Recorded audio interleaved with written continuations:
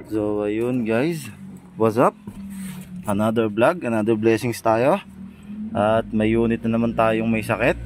Ito ay Bios 1NR. Hinila natin to kahapon. So gabing gabi na, medyo naghila pa tayo ng sasakyan. Ang unit na ito ay tumirik sa daan. Ang problema niya, umi-start siya. Yan, makikita natin guys. Yan, umi-start siya. Yan. So yan, kitang-kita niyo pumapali RPM guys. So ang problema, nakailaw tong sign ng pera. Ayan, yung sign ng pera. At dinagdagan pa niya. So ayan, marami, pati yung maintenance service nakailaw lahat. So ABS, saka itong sa steering control, yan, nakailaw siya. So dito naman, kahit tapa kami preno, ayaw niyang mga ambiyada. Yan, ayaw gumana. So ayaw talaga niya. Tapos itong panel niya, ayaw din. So aircon di rin gumagana. Itong bintana niya, ayaw din talaga. So patay lahat ng accessories niya guys.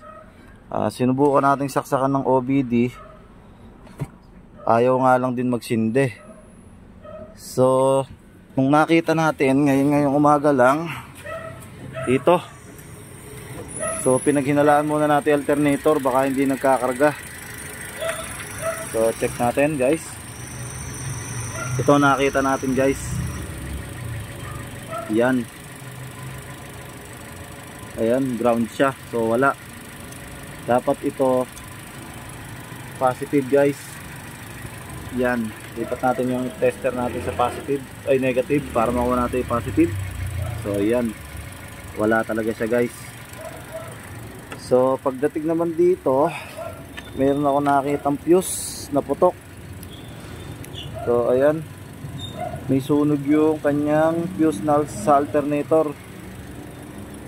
Yan, so nakita nga natin at putok nga guys. Papalitan natin yan. Sa mga makakain kwento ng ganitong problema guys, ayan, kalimitan di nagkakarga yung battery or sa alternator, pwede din. Yan, matigas na matigas yung kanyang manibela guys. So pagka ganitong senaryo, tumawag na kayo ng mekaniko na marunong sa electrical para ma-guide o magawa. So yun lang guys.